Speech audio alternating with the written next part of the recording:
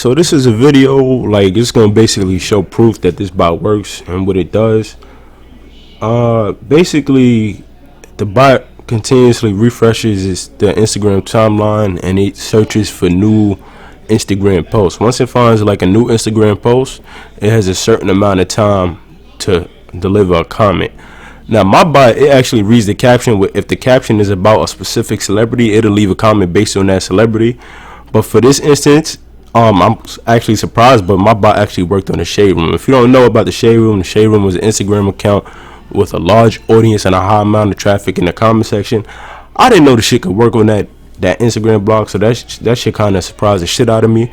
But basically, as you can see in the screenshot above, and you'll be able to see too on the far right, like my program says it left a comment, so it'll pop up right now.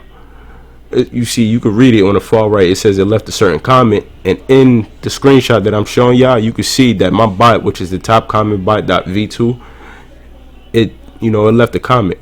Now it's up to you what you want your comments to be. I'll give you the option to basically make your own comments. If you want to do troll comments, I don't care.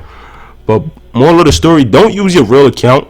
That's rule number one. Rule number two, the account that you do choose to use, you should have in your bio your main account, which is tagged, or you should have a picture up, be like, yo, my main account is at such and such. All right, but yeah, this is just a video proof, show you that it works, what the bot does, how it works. And for the first 10 minutes that it does comment, the comment is stuck up there for 10 minutes straight.